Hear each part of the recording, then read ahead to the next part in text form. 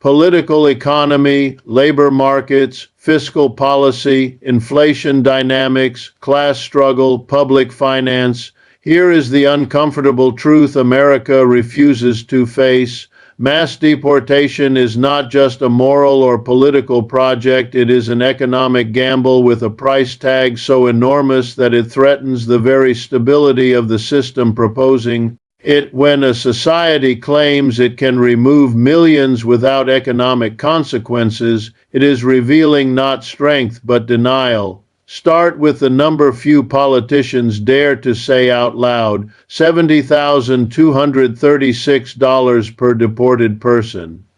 There is also a revenue side that is deliberately ignored. Undocumented workers pay taxes, sales taxes, payroll taxes, property taxes through rent, even income taxes using item numbers. Remove them and you shrink the tax base while expanding enforcement costs. That is a double fiscal loss. The economic reality of mass deportation begins with its extraordinary fiscal cost, a cost that is often hidden behind political slogans and emotional rhetoric. Deporting a single individual is not a simple act of removal. It is a long and expensive process involving surveillance, arrests, detention centers, legal proceedings, transportation, and the wages of thousands of enforcement personnel. When these components are added together, the estimated cost reaches approximately $70,236 per person. Multiplied across millions of people, this transforms deportation from a policy choice into a budgetary crisis measured in hundreds of billions of dollars. Such spending does not occur in an economic vacuum, weakening long-term economic growth. Moreover, this form of spending does not generate productive capacity. It produces no new goods, no innovation, and no economic expansion. It is purely extractive, consuming resources to reduce the labor force rather than strengthen it. In economic terms, mass deportation represents a transfer of public wealth toward enforcement systems while imposing long-term costs on society, exposing the contradiction between fiscal responsibility rhetoric and economically unsustainable policy choices. Unlike infrastructure or industrial investment, deportation spending does not create new supply, new efficiency, or long-term economic capacity. It simply circulates money through enforcement agencies while shrinking the labor force that produces goods and services. As deficits rise, the government competes for capital, placing upward pressure on interest rates or forcing central monetary authorities to accommodate increased borrowing. Either path intensifies inflationary risk. More money chases fewer goods as deportations reduce the workforce, disrupt production, and slow supply chains. This imbalance between demand and supply becomes visible in higher prices for food, housing, transportation, and basic services. Inflation in this context is not accidental but structurally produced by policy decisions that prioritize punitive spending over productive investment.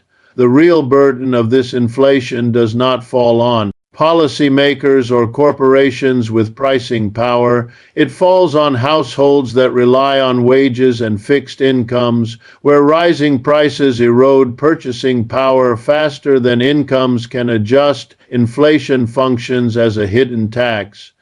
Construction timelines stretch, supply chains weaken, and service capacity shrinks. Businesses facing reduced output but stable or rising demand respond by increasing prices rather than absorbing losses.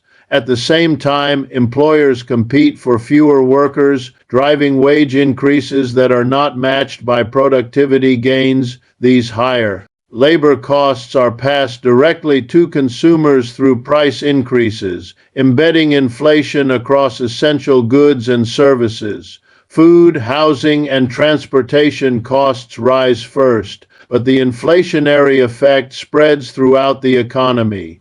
The claim that mass deportation protects domestic workers collapses when examined through the lens of inflation and living costs. Inflation does not strike society evenly. It functions as a regressive force that places the heaviest burden on those who depend on wages and fixed incomes. When prices rise for food, housing, energy, and basic services, working-class households feel the impact immediately because a larger share of their income is spent on necessities. Wealthier households, by contrast, are better insulated through savings, assets, and the ability to pass costs forward or absorb temporary shocks. Mass deportation accelerates this regressive pressure by triggering labor shortages, production slowdowns, and higher business costs that are transferred directly to consumers. Even if some wages rise in affected sectors, those increases rarely keep pace with the broader rise in prices. Workers may earn slightly more per hour, but they pay significantly more at the grocery store, in rent, and for essential services. Weakening already strained public finances, local governments are often hit hardest as they lose sales and property-related tax income while facing higher social and administrative costs linked to economic disruption in their communities. This dual shock forces difficult budgetary choices. Governments may respond by cutting public services, increasing taxes on remaining residents, or expanding borrowing to cover the gap.